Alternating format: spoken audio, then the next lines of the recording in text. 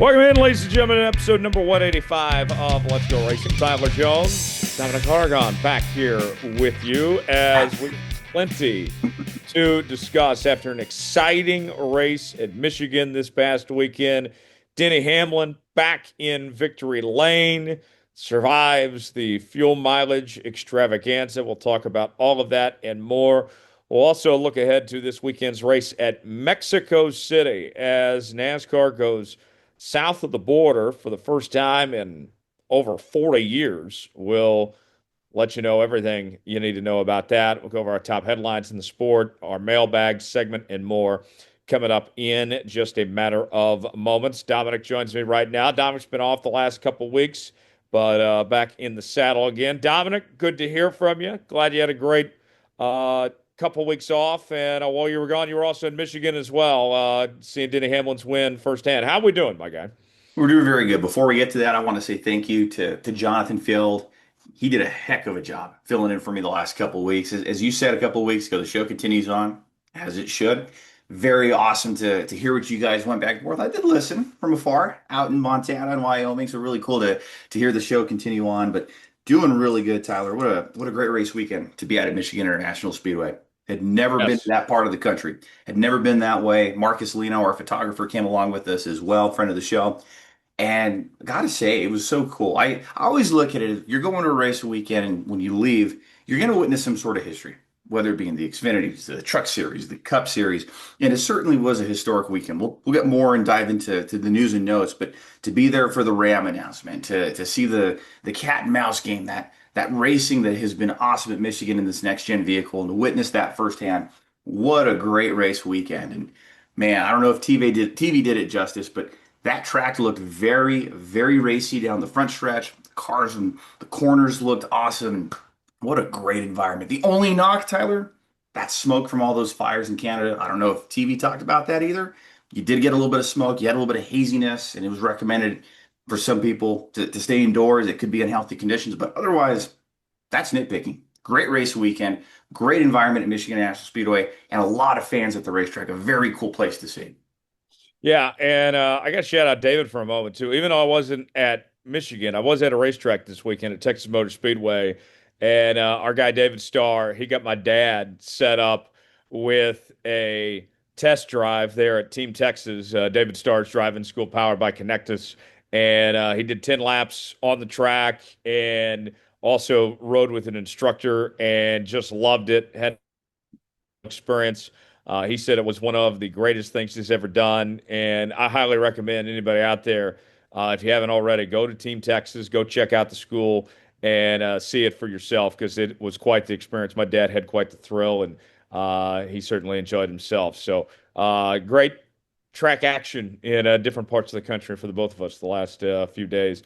Dom, let's start with Denny Hamlin. And you mentioned history becomes Joe Gibbs Racing's all-time winningest driver in the NASCAR Cup Series with that win at Michigan. It's his third of the year.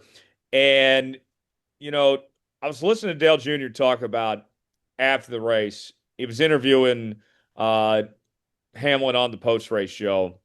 Nice to have post-race shows again, by the way. Yes. And one of the things he brought up was he said, you look at Denny, and here he is. He is towards the back end of his career. He's only got however many years left in him. And he is as good now as he's ever been. Mhm. And that he continues to run up front. He is a threat every single week and wins a lot of races. And you don't see too many guys after their 700th start get back to victory lane that often. But Denny Hamlin continues to find ways to get it done. And even with a crew chief change, going from Chris Gabehart uh to Gale, like it's been seamless for Denny Hamlin. And they continue to show up week in and week out. And some people are going to say, it's a fuel mileage race, whatever, kind of get lucky. No, no, no. There's skill involved there of saving fuel and trying to, Mhm. hold off William Byron and everything there. I mean, I was very impressed with the job that Denny Hamlin and that 11 team did. And coming just a few days after the uh, appeal and the lawsuit that didn't go their way, of course, that's ongoing.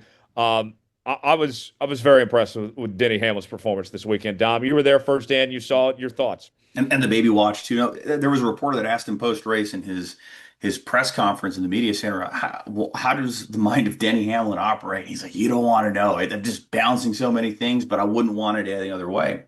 And somebody else had asked him if you had an hour of downtime, what would you be doing to just gather your thoughts? He goes, I'd be thinking of the next thing to tackle, just speaking like a champion, acting like a champion, all of these things against him, all these things that you would argue are probably distractions on the racetrack, off the racetrack, embracing the role of villain, which he said he's really much enjoy.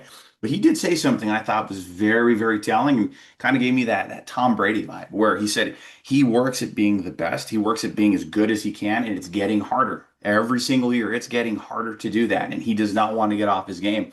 And he is as good as ever, Tyler. Those numbers say it all right there. He wins in his 700 first start. There's 22 NASCAR drivers who have made it past 700 starts. So we know he's on the back half of his career, on the back nine, if you will, to an 18 round of golf. And he's one of 10 drivers now to have won past their 700th start. Richard Petty will probably keep that record with 22 victories after 700 starts. But all of the drivers who have won past 700 starts, seven of them are past champions. All of them are either in the NASCAR Hall of Fame or will be nominated to the Hall of Fame next year, with Kurt Busch also on that list. Denny Hamlin is in some rare air. We're getting to see, I think, some brilliance here. It's much like how Kevin Harvick was in 2020, how great he was at the back half of his career. I think it's really incredible as a NASCAR fan. I think maybe the fan, if you're not a fan of Hamlin and your driver got beat on Sunday, as he said, maybe you're not appreciating it at this time. But we'll look back, like how we appreciate the Jimmy Johnson run. You don't appreciate it in the moment, but you appreciate it in retrospect. Pretty special what we have going here. And he said he wants to get to that top 10 on the wins list before it's all said and done. And he wants to have and while he's alive, enjoy a top 10 position on the wins list. Well, he's got 4 wins to break that, with Kevin Harvick more to be able to get into that top 10. And I think we see that happen. We could even see that happen this year, Tyler. He just said it too. They won 3 races last year and they fizzled out as they went towards the playoffs and they cooled off, that they cannot do that this time. Well, and the question with Denny that's been asked pretty much his entire career, can he break through and win a championship? And the way they're running right now, they're right up there with the best of the best, with William Byron, his teammate Christopher Bell, Kyle Larson. They're one of the teams that can win this championship. I think that even though he hasn't won that title yet, and people hold that against him, Dom, I don't think it's ever been, can Denny win a championship? It's just that things haven't fallen his way. Like, I don't look at Denny Hamlin by any means and say, yeah, he's not talented enough. He's not clutch enough to win a championship. I think that's ridiculous. It just hasn't worked out for whatever reason. Bad luck, you want to call it, maybe just timing not going his way. Like that 11 team, just because they haven't won one before, doesn't mean that they can't win it now. Mhm. And all comes down to a championship race. Is essentially, were you the best car that day of the 4? And we were there in 2019, Homestead. There were issues with that pit stop. Otherwise, Hamlin looked like he was probably going to win the championship that day. 2021, him and Truex battling it out before that late caution. When David's brake rotor exploded, it bunched up the field, right? There's been opportunities to win a championship, and you're right. Maybe he hasn't closed it out, but 57 wins, you don't get to 57 wins without being good. And doing it this late in his career, multiple wins. I think somebody had said this is the ninth time in his career that he's had a season of 3 or more victories. When you look at that list itself, there's not many drivers that have been able to say they can do that. So for somebody to be consistently good throughout their career, I don't know, would we call him the Dan Marino of NASCAR Cup Series racing? So close, hasn't won a championship, but he could still change it. Maybe he'll pull a John Elway and win in his final years. Maybe. And I would love to see a Denny Hamlin title. He is right now, Dom, the most polarizing driver in the sport. He's played the antagonist role extremely well, something that he's kind of taken on his own. He says that, hey, he needs that extra motivation, that extra drive of sorts. And, his co-owner, 2311, Michael Jordan, always embraced that, always tried to look for an edge, play with a chip on his shoulder of sorts. So that makes sense of where he'd get that mentality. But, you mentioned him saying in his post-race interview, sorry, Daddy. I beat your favorite driver. And the boos that came after that, and him saying all of them and all that. Um, I thought it was hilarious. Some of the stuff has been cringe in the past, like when he held the flag that said 11 against the world. I thought it was a little strange. That was Uh, weird. but you know, with him being polarizing, and he's not for everybody. And I feel like Denny is still a good guy, that he's playing a character of sorts. He's playing into it. Hmm. I I think this is great for the sport. It's so silly to me, Dom, that we sit here and we hear people complain all the time about NASCAR lacking personalities, that, there's all these guys are dull and that they don't have, the energy and all this. And then Denny Hamlin comes along and people are like, oh, I hate that guy. I wish you didn't act that way, whatever. I'm like, well, you can't, say one thing and then when you have it right in front of you, complain about it. Like I think all this from Denny is good for the sport, and he's not out of line. He's not going out there intentionally wrecking guys and racing dirty. I mean, I think Denny racers out there. Like I have absolutely no problems with the way Denny's handled himself. In fact, I love it, honestly. I find myself to an extent rooting for Denny and want to see more of this. It's good for the sport. It's good for storylines. It's good to see personalities come out. Another driver that brings up with that too, and of course he made headlines this week and over the last few weeks. And Carson Hocevar and how he's raced, and that team, Tyler, so close. They're building something special there at Spire. We remember the days when the Spire Entertainment Group bought Furniture Row Racing's charter, and they were just racing as a field filler. We can argue that looked like a business opportunity. Then they go and win Daytona, and that mentality changed, right? Maybe even a fluke win, but that mentality changed. And that team is building something we've talked about on this show. They're building something really special there at Spire. Maybe the next Furniture Row, where you have those humble beginnings, you have the small time thing. There's something going on there. You have a championship caliber driver. You have a championship caliber crew chief in Luke Lambert making the right calls, putting Carson Hocevar in position. We can, I think, agree too, Tyler, the mile and a halfs and this style, the 2 mile tracks, this is the bread and butter of the NASCAR Cup Series. These, for the longest times, were a real true show of hand of just how good your equipment and vehicles could be. And those Spire cars are showing time and time again that they are going to be in contention and a threat to win at a lot of these tracks. Carson Hocevar is going to win a race this year, Tyler. But does he need to clean anything up? Because that was the talk on the broadcast and media center. A lot of people were talking about Hocevar maybe reeling it in, maybe even the personality. The personality's there, I think. Maybe he's got to clean up some stuff on track. But Carson Hocevar, Denny Hamlin, characters like these, this is what the sport needs right now. I agree. Carson Hocevar right now reminds me of what Ross Chastain was early in his career, Yeah. and even still to an extent now, of where he's so fast and he's still trying to learn how to control a car, that he makes mistakes. And I don't think he, you know, is trying to screw with anybody, but shit happens every once in a while. But he's been running so fast.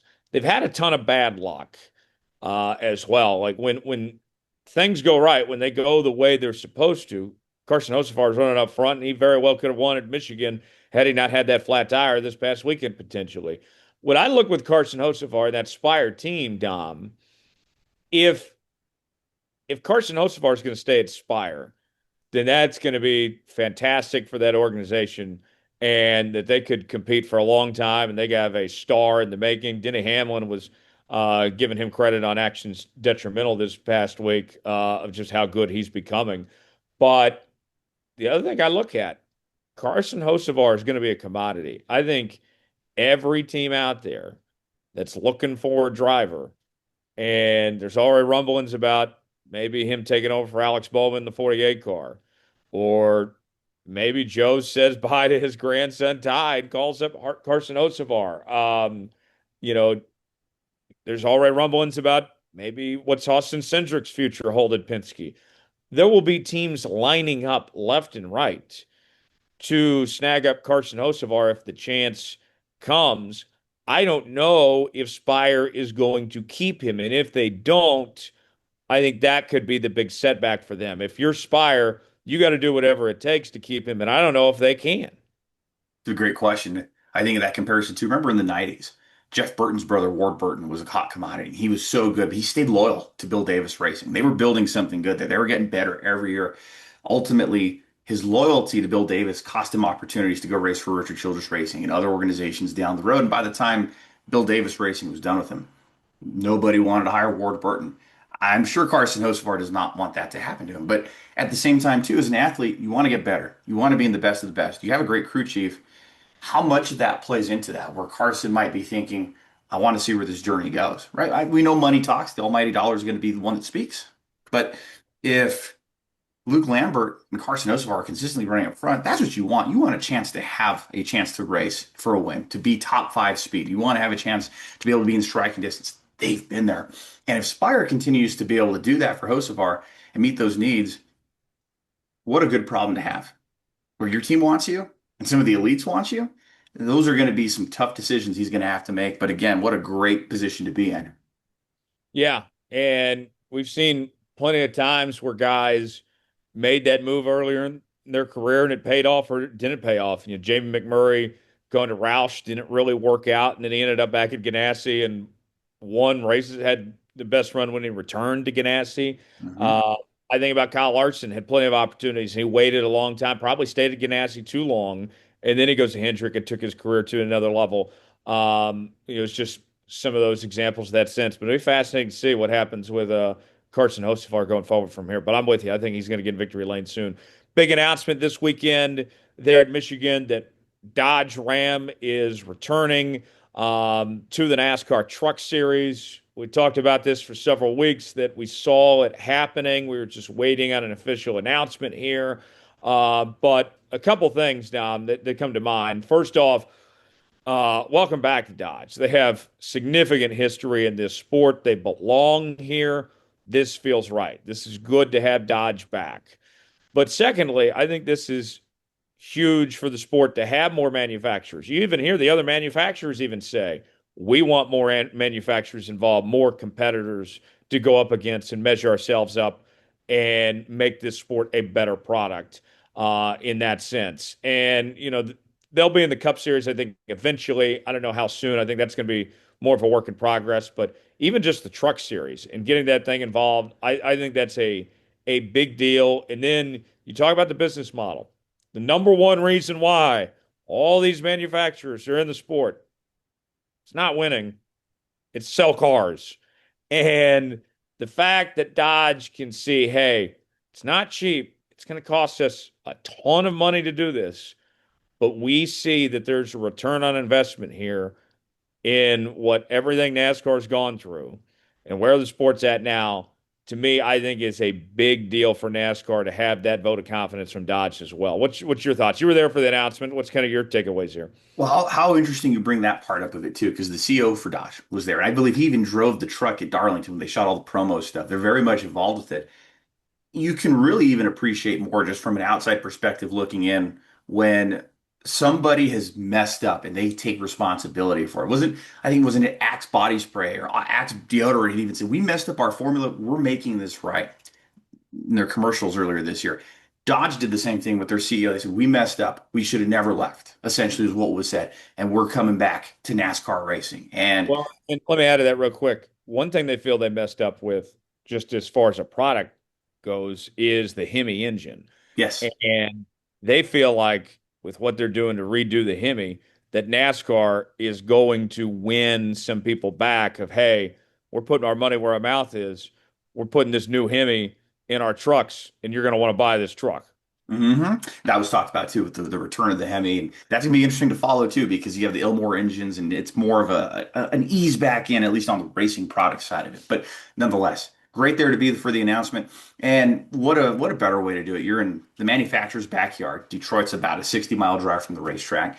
And it's not a press conference. It's not held at a warehouse. It's done in front of the fans with NASCAR executives, the CEO of Dodge.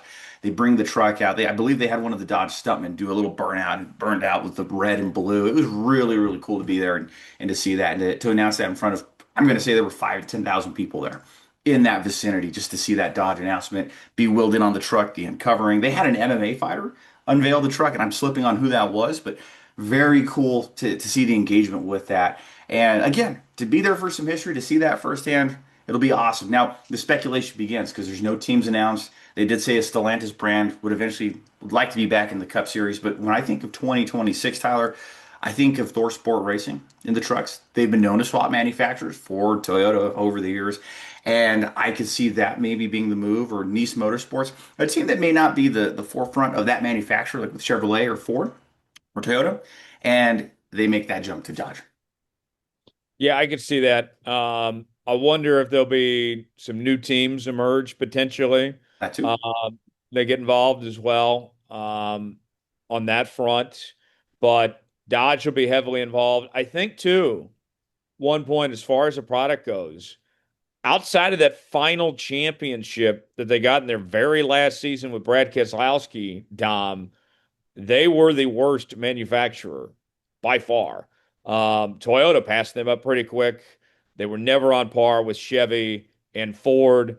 And, the reason why they were out of the sport, they they lost their teams. Everybody went other places because Dodge was the worst product. And even Penske saw that and signed up with Ford even before they won a championship there.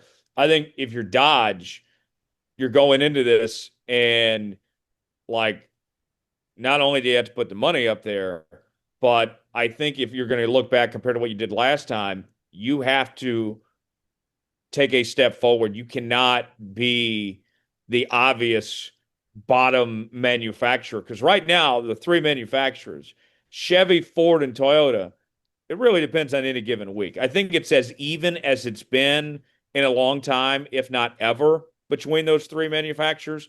That wasn't the case last time Dodge was involved in the sport. No, and you bring up a great point because yes, Brad Keselowski wins the championship in 2012. Dodge didn't win the manufacturers championship that year, Chevrolet. And you'd have to go way back, I believe, for the last time Dodge had won the manufacturers championship. So you're right. They're coming back strategically. They're wanting to make sure this move is calculated. It was 13 years in the making, for sure, for this move to come back. But I think this is the right way to do it. You're easing in, you're going truck racing, and then you're paving the way, you're laying out the opportunity for a bigger return to the other series down the road. We were talking before we got on here. I think, Tyler, there are some teams that would jump at that bit. If Dodge proves to be successful, their manufacturer support and their commitment to the sport looks sustained and long term, there are going to be some teams that want to jump on board with that. Yeah, I think so. I think so. Let's look ahead to Mexico City now. And the Mexico City race, a lot of excitement. Daniel Suarez coming back to his home country. I can't wait to see how all this unfolds. And, I know there's a lot of talk about safety, and I get it. Like, and we're not getting political here. We're just being honest. There's a lot of stuff going on the border right now. Like, let's just be frank. It is what it is. Mexico City, very dangerous place. But I would be surprised if we have any major issues of sorts. The drivers are going to have plenty of security with them everywhere they go. I think it's going to be kind of like an NFL team mindset where they're going to be in lockdown mode. I don't think you're going to see, Carson Hocevar partying in Mexico City on Saturday night. I think that things are going to be as safe as they can be. So I'm not worried about that. But what I will say, Dom, is I think this is a huge step forward for this sport. I know you got some old hags that don't like to see races leave the United States and that they want their mile and a halfs and their short tracks and all that. And we're going to another road course here with this Mexico City thing. And we've seen all the complaining about the Prime Video stuff, when the product's been fantastic and you spend, what is it, $14, whatever, and you get a free trial anyway. Like, come on, it's not that difficult. Times are changing, and this is a change. I think the atmosphere is going to be incredible. I would even say, Dom, I was at that first race in Chicago. This seems much more organized, and it seems like there's a much more excitement about this than even the Chicago race a couple years ago. I think this is huge for NASCAR. What's your thoughts on NASCAR going to Mexico City this week? I agree with a lot of what you say because if you're wanting to grow the sport, you got to go to different markets and you want to grow it internationally. You got to grow the brand internationally. You need to step outside of the United States. And what a great opportunity to do this. This is only going to be the third time in NASCAR Cup Series history for a points race that you have it outside of the US. The last time you go back is 1958 in Toronto, and Richard Petty made his debut in that race where we saw his father, Lee Petty, win. So it's going to be, again, we're talking history, we're talking expansion of the sport. The times are changing, the prime stuff. And I'm taking 10 steps back here, but you said it a few weeks ago on the show and couldn't have said it better. If Prime wasn't so serious, they wouldn't have gone out and hired the best talent like Dale Earnhardt Jr. to bring into this. So there's a lot of step up, a lot of commitment, a lot of logistics this week too. And that was another talk at the track this weekend because of the threat of rain throughout the forecast and the weekend. And thankfully that didn't happen. But that these haulers needed to be at the Laredo, Texas border by Monday night. They were going to be driving all through the hours of the night because they had to go through inspection and go through their convoy to get to the track. Hey, Very, very interesting follow with the tell me logistics. this. Tell me this, Dom, not to interrupt, but didn't they end up like after practice and qualifying having to bring haulers from Charlotte to swap out to get the road course cars in the haulers or something? If that happened, I was unaware, but I do know that they opened the garage up Sunday morning. And that would kind of, I think, coincide with that. They opened up the garage 2 hours with extra time that they normally wouldn't allow to swap the vehicles out for the road course vehicles to take down. So that would definitely go hand in hand with what you're saying there. But yeah, it was a lot of show of logistics and a lot of planning that is already taking place. And man, the we'll talk about this in news and notes too, but the logistics to get there, the baby watch, the Denny Hamlin is still on. It's going to be a very fascinating follow. Yeah. And the race itself, honestly, I don't know what to expect because it's been forever since we've seen NASCAR race at this track in Mexico City. But what we do know is, Dom, that of this next gen car, the road course product has been very good. Um, and the weather hopefully should hold up. I would think it's pretty hot in Mexico City. It will be toasty. But I have every expectation that this is going to be a successful weekend, even though we don't know what the race itself is going to look like. We don't know how this track's going to race with this car, but just based on everything that's lining up, I feel pretty confident about the product we're going to see. The only thing that could damper it, pun intended, would be the rain. I know at the time of this taping, it was looking like there would be rain on Sunday night or throughout Sunday, scattered showers. But hopefully that changes and we don't have to worry about weather. We're talking about strategy for races this weekend. Yeah, hopefully so. Let's get to the news and notes, Dom. What do we got? Start with the baby watch Denny Hamlin is on. So Denny Hamlin continues to be on baby watch and he's prepped to miss the Mexico City race. So at the time of this taping, and he had talked about it too during his post race press conference, they're just going to let it happen. Whatever happens, happens. It's out of their control. And whether the baby comes this week or this weekend, he did say though on a Sirius XM interview later in the week that he would miss the race on Sunday if the baby is not delivered by the time he needs to leave, and that would be on Thursday. So, again, at the time of this taping, we're not sure how that's all going to play out, but nonetheless, Ryan Truex is in the wings, ready to take the reins of the 11 car. Denny Hamlin would be granted a NASCAR playoff waiver because this would be one of the few medical exemptions, and this qualifies that NASCAR would not strip you of your playoff points if you do miss a race. And Hamlin talked about the logistics of that as well, too, where Michigan might have been an hour and a half flight back to Charlotte. You have to go through customs. You have to go through a lot greater distance and crossing international borders to fly back and forth between Mexico and Charlotte. So that decision by Thursday makes sense because you can't just hop on a plane and go from Mexico City to Charlotte in an hour's time. That's going to be a day's journey to get Now, back. tell me this. I don't know the answer to this question. I think you do, though.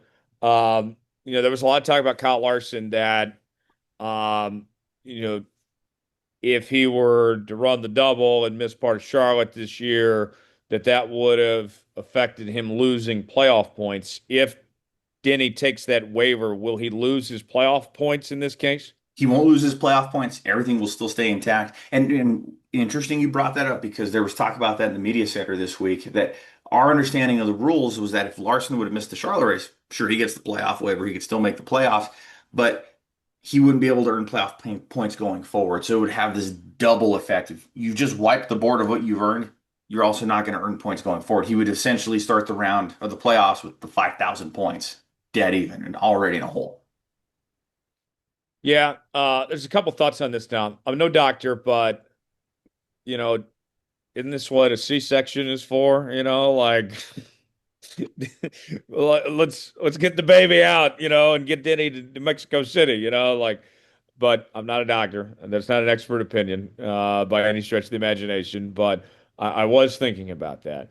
But two, let's just say that, and I feel like I need to say this one more time. Not a doctor here, but if uh, if they have the kid on Thursday or Friday, maybe Truex can qualify the car, run practice, but I think even then you could still find a way to get him to the track Sunday. Knowing though the playoff circumstance and the waiver, they must feel pretty confident like that everything's going to go right if Denny can miss this race because uh Denny has not missed a race in a very long time. You 2013. know, yeah, he wants to be out there. Like, I don't blame him one bit, for wanting to be there for the birth of his child, especially if the playoff circumstances are all going to work out. But just knowing that how these waivers have been and the controversy, like I'm just kind of nervous for him in that sense. 2014, actually, he missed Fontana because I don't know if you remember, he got something in his eye on the racetrack and he couldn't race. Sam Hornish had to fill in. But nonetheless, besides the point, that's a little side quest there. Denny Hamlin, the 11 team, there's racing as good as ever. We know Denny Hamlin's weak point in this next gen car has been the road courses, and he's shown speed. He's won poles, just hasn't been able to finish out some of these races. But very curious if Ryan Truex, who does a lot of their sim work, comes in, maybe he can give some feedback. Maybe this could make the team better. If Truex is the one that ends up having to race the car, that could actually work to their favor. You get outside feedback mid-season. I see this as a possible advantage where this could help Hamlin. And you have the stress of not having to go back and forth. You're with your fiance, your baby boy's about to be born. Very interesting follow, like I said from the very beginning. It's been baby watch for the last few weeks, and I think the baby is past due now. So the baby, in theory, could be born any minute. But nonetheless, it may not be a bad thing if Ryan Truex is in that car. You get new blood in there for the one-off deal. He does your sim work. Can only make you better, I think. Yeah, maybe so. Don, what else we got? Looking ahead to the race weekend, we look at the opening odds for the Viva Mexico 250. Tyler, I'm going to make you guess. Who's the opening odds on favorite, and what are their odds? Um, the odds-on favorite. I'm gonna go. I'm gonna go SVG this week, and I'm gonna put his odds about. Let's go about 500. From favorites to long shots, here are your opening odds per the Caesars Sportsbook for the race weekend in Mexico City.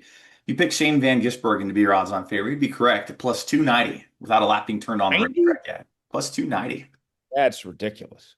Christopher Bell plus 550 coming in at your second favorite. You have co-favorites for third, William Byron and Tyler Reddick at plus 700, who both won on road courses multiple times.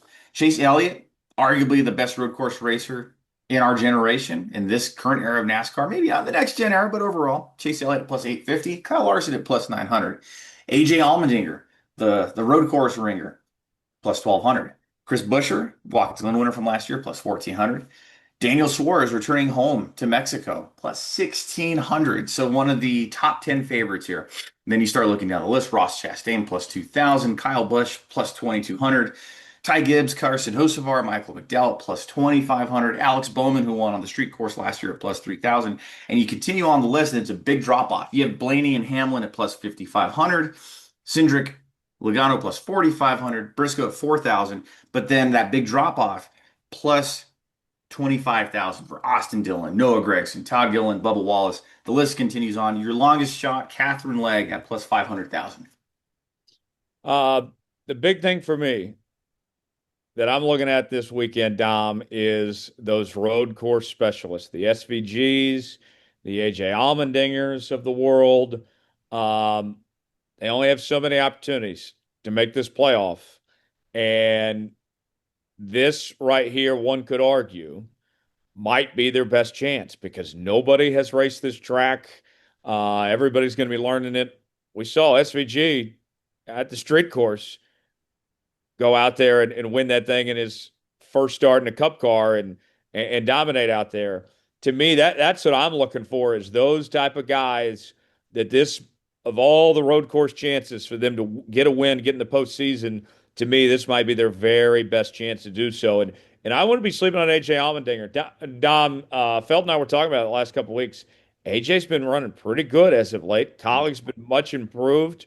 Um, even Ty Dillon hasn't been bad. He's been better than much people what mo most people anticipated. I'm in that. Uh, Yep. Mhm.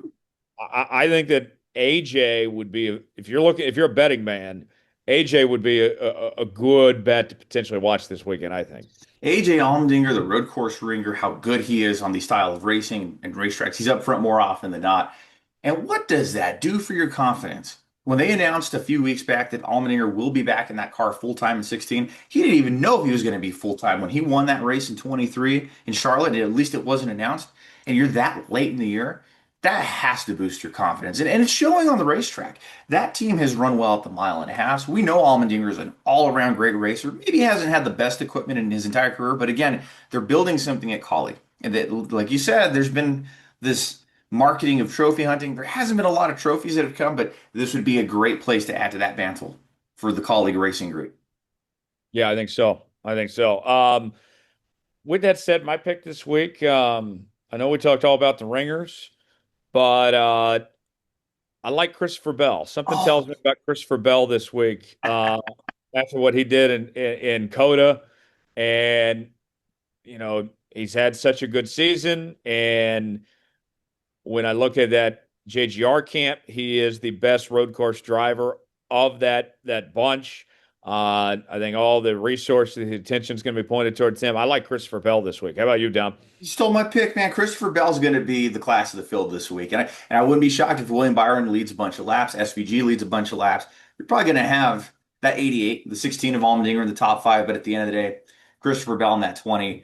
It'll be very interesting to follow too. One last note here before we move on is because it's a higher elevation. Most of these racetracks they run in the US are 2,000 feet, 1,000 feet. They even make a big deal about Las Vegas being higher up in elevation, but they're going to be at about 7,100 feet of elevation. So drivers have been training, pit crews have been training over the weeks to get acclimated to that. It'll be very, very interesting to follow and how much rougher that's going to be on the engines, the equipment, and on the drivers themselves. Yeah, yeah, for sure, for sure. Anything else on the news and notes front that we need to touch on here? That's all it for now. I think it's time for everybody's favorite segment. Tyler, I'll turn that to you. Now let's get to our mailbag and answer your questions this week. And you can email us, davidstarpodcast@gmail.com. Also find us on social media on X at Star Podcast, Facebook at Star Podcast as well.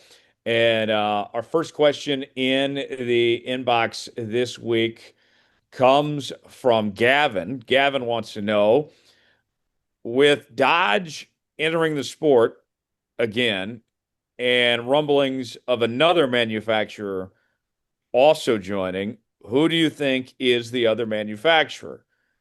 Dom, I think you and I know pretty well who that is. And they've been talked about for a long time, this said manufacturer. In fact, I would even take a step further. They've been talked about maybe even more than Dodge has, this certain manufacturer. It seems like throughout the 2010s, 2020s, and Adam Stern, friend of the show, Sports Business Journal, report on it earlier this week too. Honda is looking at possibly making a voyage into the NASCAR realm, and that would be a very, very interesting thing. Already involved with IndyCar and IndyCar racing. It would seem like a natural step and progression for the racing program to do that. I feel like, Gavin, that would probably be Honda in the not too distant future. I think we're still a few years away from that, but I think that's probably closer to happening than we might realize. And I think what would be interesting about Honda, we talk about new teams getting involved.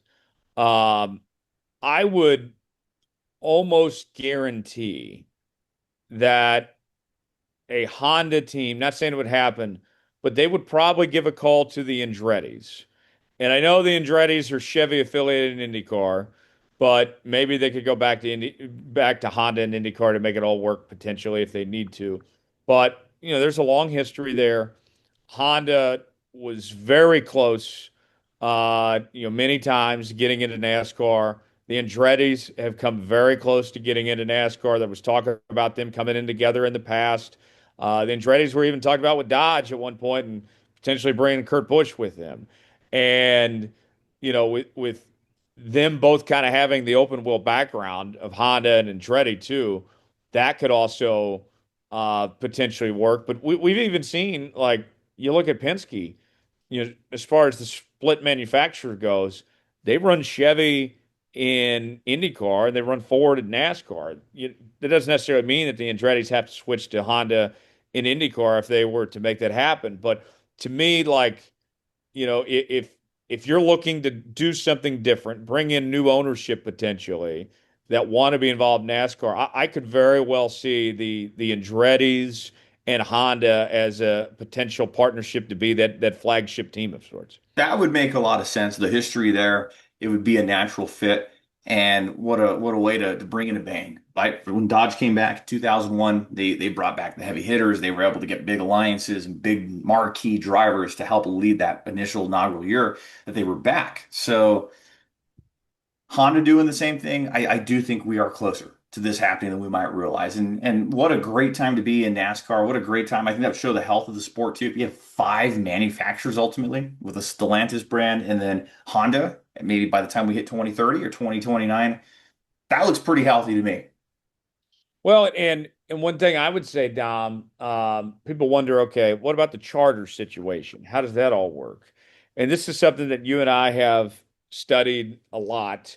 And basically, there is a thing within, it was in the old charter agreement. I think it's still in this current charter agreement, which of course is still up in the air anyway, with everything going on with 2311 front row. But basically, it goes as this, that if there's a new manufacturer involved, then they can add more charters. Um, and I would think, even though that would hurt the purse, um, it would ultimately help the growth of the sport and there'd be more money coming in. Maybe it's like F1, Dom, where they just have to pay an expansion fee of sorts. Um, we see the Chargers been going for anywhere between 30 and 45 million dollars. Maybe they just pay a fee, and that's how you expand the charter That's a system. Maybe it placement. goes from 36 to 40 potentially.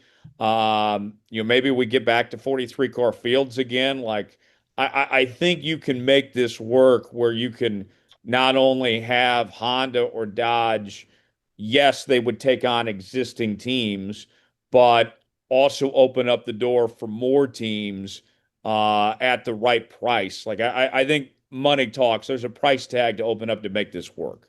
Certainly so. And anything's possible. And we know that money can certainly talk and open up the playbook a lot more so. And if Honda's willing to invest that kind of money, Ram's going to be investing that money, Stellantis.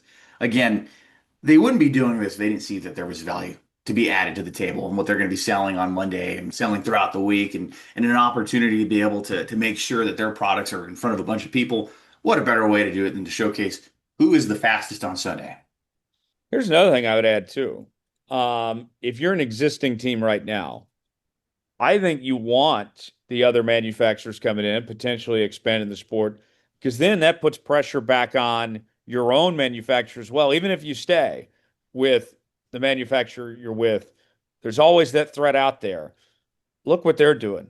Look what's going on over there. They're getting these resources. What about us? What are you going to do to help us out? I think that, what's the old saying, iron sharpens iron here. Yes. Even if you don't go to one of those manufacturers, you're putting pressure on your current manufacturer too. Absolutely. And it's all going to make everyone better. You have more competition, you have more people fighting for the top spot. It's like anything, like in life, in business. You have more competition. You want to beat your competition. You want to beat the best, and that's only going to make you better. Like you said, iron sharpens iron. Yeah, absolutely. That's a great point. Next question in the inbox this week. It comes from Elliot. Elliot wants to know, guys, we've seen such great racing on these mile and a halves. Would you like to see more mile and a half tracks on the schedule? Dom, we'll start with you. Gosh, it seems like And, and and let me say this, like I know yeah, Michigan's a 2 mile course, but sure. it's closer to that mile and a half racing than the others. I wouldn't. I think he's kind of alluding to what we saw in Michigan as well as the others. But Mhm. go ahead. No, it's great racing. And we would be talking about 15 years ago how mile and a half racing is awful, blah, blah, blah. And it's the current product of what we have with this vehicle and the rules package. But if we get racing like that, who wouldn't want more of that? And man, we just got to fix up the short track program like we said on the show. But you have racing like you saw with fuel mileage and passing for the lead. I think this is what NASCAR fans want. You want good racing, you want good finishes. And look how we did that on Sunday, Tyler. There was no cautions, there was no overtime. It wasn't multiple overtime like we saw with the Truck Series. And yeah, that has its time and place too. But we saw a race naturally play out the way that it could and the way that it should. And when you have more racing like that, it's hard to argue against that. Yeah, I think so. Well, and I look at opportunities, Dom, I have been one that I've been very adamant against tracks having multiple races that I want to diversify the schedule. And I look at Michigan, you saw firsthand, I would call that a success in every way of just having one race. Um, it was a packed house. It was a great race. Everything about that was fantastic. But then I look at the other things involved here, like Charlotte. I feel like we've kind of grown out of the Roval to an extent. Dale Jr. was talking about that this past week in the Dale Jr. download that, you know, it was cool for a while, the Roval, but it kind of wore off. Kind of like, running the Indy road course. Like it's not the real thing. Like we see all how great the Coke 600 was. Like maybe give us one more real race at Charlotte. I don't know. I don't think there's too many opportunities to add more mile and a half tracks to the schedule. Maybe Chicagoland could potentially come back, especially if the Chicago street course leaves the schedule. But to me, those are kind of the ones that come to mind of like, okay, maybe we should get rid of the Roval, go back to the real thing at Charlotte. Um, maybe it's Chicagoland potentially. To me, those kind of the opportunity that stand out to me. But that's part of the issue is there's just not a ton of mile and a half tracks to choose from. Like Kentucky, for example, I don't even know if that's serviceable now with what's gone on there, with what they've turned that track into. Like there's just not a ton of openings. In Chicago, that looks great. Carson Hocevar flew over it this week, and I think he posted his Instagram story, and it looks as good as ever. So I'm thinking Chicagoland's waiting in the wings if the Chicago Street Course does not get renewed on the schedule at some point. It's ready to pick up that Chicagoland market. There Yeah, you go. maybe. There's your extra mile and a half. Yeah, potentially so. Dom, before we get out of here, what's going on with you this weekend, man? After being 2 weeks on the road and back on the podcast, nice to be back with you, Tyler. It's good to be home. Good to be home. Spend some family time this weekend. We'll be home weekend here for Father's Day weekend. Looking forward to spending that with my family, with my mom and dad, my grandparents. We're gonna definitely be gathering and celebrating that. So it should be a great weekend. How about you, man? Where's the Summer of Jones taking you this weekend? Back home, back to Tulsa this weekend for Father's Day weekend. Go hang out with my dad, and I'm being recognized in my hometown, so that'll be cool. Oh yeah, Some tell us about that. That was an event that got pushed because of weather or something. Tell us a little bit about that. Yeah, so it was supposed to happen in February, but snow had other plans. Had the snowstorm of the century in in Tulsa back in February. It's a bad time. So this has been rescheduled for this Monday, and certainly excited about that. Going to get a proclamation in my honor. Very cool to have that. By my hometown of Broken Arrow, and they say you can never come home, but here I am back home, and proud to say that I'm from Broken Arrow. My mom works for the city, and that city's done a lot for me, and always call that place home. No matter how long I live in Texas, Dom, and I've been here now 3 years, and I enjoy my time here. Um, Oklahoma, Broken Arrow, that Tulsa, that'll always be home to me no matter what. I will never accept the title of being a Texan. People ask me, "What's it like being a Texan?" I'm like, let me stop you there. I'm not a Texan. I'm an Oklahoma. I love it. Get pride in our hometown from where we come from. And real quick before we move on and get on out of here, I have to ask you the event last week with David's school and your dad getting to experience that. Did that count as your dad's Father's Day gift, or are you going to have to one up that, or was that just because? Tell me about that. So that was actually his birthday gift. Okay. And it just happened to be, this past weekend. So now I got to one up that, and I got to find Dad a Father's Day gift. There you go. So I got to figure that out. Do you know what you're getting your dad for Father's Day yet? Yeah, so I know he's not listening to this show this week, so I can tell you here he's getting one of those cool books. We always give him a gift card to somewhere, so probably like an Amazon card. But have you seen those books at Barnes and Noble that they've been selling where, hey, Dad, tell me your story, Grandpa, tell me your story, and they fill in like they answer questions essentially. They're filling like a journal. So we want want my dad to have that filled in and put that on the bookshelf. So that'll be a good one. Maybe you get that one for Mr. Jones, for Charlie there. I think that'd be really cool to hear his story in that book. Maybe so. Guys, we'll get out of here. A lot of fun doing this show. As always, subscribe to the show, Apple, Spotify, Google Podcasts, wherever you listen to podcasts. Leave us a 5-star review or don't leave us one at all. Hit us up on social media at Star Podcasts on X, Facebook, also by email, davidstarpodcast@gmail.com. And we'll put the checkered flag out in this edition of Let's Go Racing. For Dominic Aragon, our entire crew, I'm Todd with Jones. Thanks so long. It's been another edition of Let's Go Racing. We'll see you next week.